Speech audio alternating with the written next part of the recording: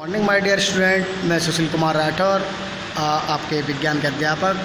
आज आपको रसायन विज्ञान का पहला चैप्टर रासायनिक अभिक्रियाएं एवं समीकरण पढ़ाने जा रहे हैं। अब मैं आपको बताने जा रहा हूं कि कैसे रासायनिक अभिक्रियाएं हमारे चारों ओर होती हैं। आप अपने पुस्तक का पेज नंबर 1 चैप्टर नंबर 1 खोलिए और आप देखिए पहला टॉपिक, प्रत्येक पदार्थ में निरंतर कुछ न कुछ परिवर्तन होता रहता है।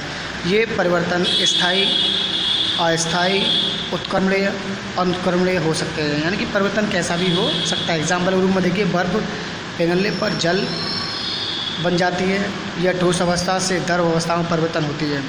इसकी आकृति और घनत्व बदल जाते हैं। घनत्व के बदलने से इसका आयतन बदल जाता है और जल को ठंडा करके पुनः बर्फ़ में परिवर्तन किया जा सकता है। जल और बर्फ दोनों ही रासायनिक संरचना H2O है। बर्फ से पिघलने या जल के जमने में रासायनिक रूप में नया नहीं बनता है, ना ही द्रव्यमान में कोई परिवर्तन होता है, अतः यह एक अस्थायी परिवर्तन है। इस प्रकार के परिवर्तन भौतिक परिवर्तन कहते हैं। को बर्फ़ के पिघलने का, जमने का ये एग्जाम्पल दिया। ये एक ऐसा एग्जाम्पल है जिसमें किसी भी पदार्थ की रासायनिक रूप में कोई परिवर्तन नहीं होता, कोई भी परिवर्तन नहीं होता, ये स्थायी रहता है, इसलिए इस परिवर्तन को हम भौतिक परिवर्तन कहते हैं। इसके और भी एग्जाम्पल है, लोहे की छड़ को गर्म करना, पानी से वाष्प बनना, लोहे से चुंबक बनाना, बर्फ़ का जलना, मोम का पिघलना आदि, ये सभी भौतिक परिवर्तन हैं। एग्जाम्पल नंबर 2, जब जल में विद्युत प्रभावित करते हैं तो वह हाइड्रोजन तथा ऑक्सीजन में विभक्त हो जाता है।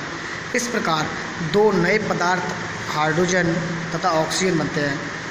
हाइड्रोजन तथा ऑक्सीजन के संयोग से भौतिक विधि द्वारा पुनः जल नहीं बनाया जा सकता है। अतः हाइड्रोजन तथा ऑक्सीजन की संरचना तथा रासायनिक गुण जल की संरचना तथा रासायनिक गुणों से सर्वदा अलग होते हैं, यानी कि भिन्न होते हैं। ये एक स्थायी परिवर्तन है। ऐसे परिवर्तन जिसके पदार्थ की रासायनिक संरचना, रासायनिक गुण बदल जाते हैं, उसको रासायनिक परिवर्तन, यानी कि ये पदार्थ जिनमें परिवर्तन हो जाता है रासायनिक संरचना और रासायनिक गुण में, ऐसे परिवर्तन को हम रासायनिक परिवर्तन कहते हैं। उदाहरण के लिए भोजन का पकना, बीज का अंकुरण, साबुन का बनना, कोयले का जलना, चूने का बुझना आदि, ये सभी रासायनिक परिवर्तन अभिक्रिया के लक्षण हैं।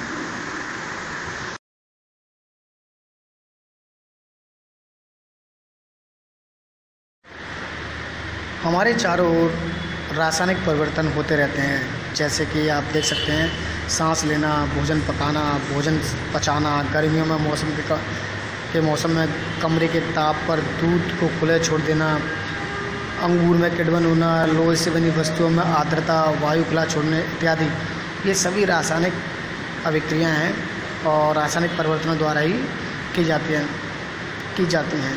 नीचे कुछ परीक्षण की सहायता से हमें बताया गया कि रासायनिक परिवर्तन क्या होते हैं। नंबर 1, रासायनिक परिवर्तन अवस्था में परिवर्तन कहलाता है। रंग परिवर्तन, गैस का निकलना, उत्सर्जन, तापमान में परिवर्तन, ये सभी रासायनिक परिवर्तन के लक्षण हैं। डेफिनेशन देखिए, रासायनिक अभिक्रिया में जिस पदार्थ या पदार्थों में रासायनिक परिवर्तन होता है उन्हें हम अभिकारक कहते हैं, और उनसे जो नया पदार्थ बनता है उसको हम उत्पाद कहते हैं। ये सभी रासायनिक अभिक्रियाओं के लक्षण कहलाते हैं। आपका अगला टॉपिक है रासायनिक अभिक्रियाएं। वे क्रियाएं जिनमें पदार्थों के संगठन, गुणों तथा संरचना में परिवर्तन होता है उन्हें हम अभिक्रियाएं कहते हैं। अभिक्रिया 2 प्रकार की होती है, नाभिक की अभिक्रियाएं, न्यूक्लियर रिएक्शंस, तथा रासायनिक अभिक्रियाएं, केमिकल रिएक्शंस। नाभिक की अभिक्रिया में परमाणुओं के नाभिक भाग लेते हैं। इन अभिक्रियाओं में परमाणु परिवर्तन होता है, अर्थात एक प्रकार के परमाणु दूसरे प्रकार के परमाणु में परिवर्तन होते रहते हैं। रासायनिक अभिक्रियाओं में परमाणु के बाह्य इलेक्ट्रॉन भाग लेते हैं। इस प्रकार रासायनिक अभिक्रियाओं में परमाणु लगभग अविभाज्य रूप से भाग लेते हैं। इनका निजी स्वरूप नष्ट नहीं होता है। रासायनिक अभिक्रियाओं में भाग लेने वाले पदार्थों के अणु सर्वप्रथम विभिन्न तत्वों के परमाणुओं या परमाणुओं के समूह में विभक्त हो जाते हैं। इसके उपरांत परमाणुओं अथवा परमाणुओं के समूहों में पुनः व्यवस्था होती है, यानी कि रीअरेंजमेंट होता है तथा नए अणु बन जाते हैं। इस प्रकार रासायनिक अभिक्रिया में परमाणु के मध्य बने कुछ पुराने बंध टूट जाते हैं और नए बंध बन जाते हैं। इस प्रकार के अणु दूसरे प्रकार के अणुओं में परिवर्तित हो जाते हैं। इस प्रकार रासायनिक अभिक्रियाओं में पदार्थों के अणुओं के संगठन तथा संरचना में परिवर्तन होता है, जिसके कारण पदार्थों के गुण भी परिवर्तित हो जाते हैं। एग्जाम्पल देखिए, जब जिंक ऑक्साइड को तनु सल्फ्यूरिक अम्ल में डालते हैं तो निम्न अभिक्रिया होती है। देखिए ये ZnO, ये जिंक ऑक्साइड है। जब हमने इसकी H2SO4 सल्फ्यूरम से अभिक्रिया कराई तो हमें जिंक सल्फेट प्राप्त हुआ और जल अलग हो गया। जिंक ने हाइड्रोजन को विस्थापित किया और विस्थापित करने पर यहाँ जिंक सल्फेट बनाया और बाकी के जो अणु बचे उन्होंने जल का निर्माण किया। ये रासायनिक अभिक्रियाएं हैं।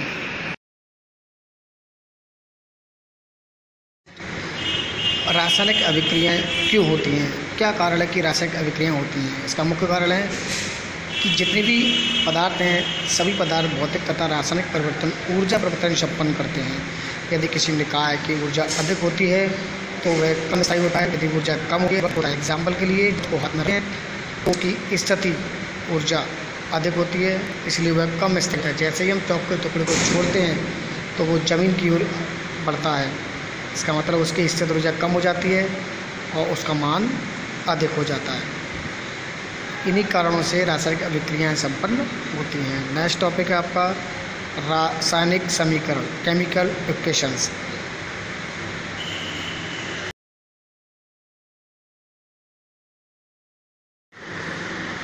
जब हम पदार्थों को प्रतीकों और अणुसूत्रों द्वारा रासायनिक अभिक्रिया को संक्षेप में व्यक्त करने वाले समीकरण रासायनिक समीकरण कहलाते हैं। जैसे कि एग्जाम्पल आपने ऊपर देखा ही है, ZnO जिंक ऑक्साइड को जब हम H2SO4 सल्फ्यूरिक अम्ल से क्रिया कराते हैं तो जिंक सल्फेट बनता है और जल के अणु अलग हो जाते हैं।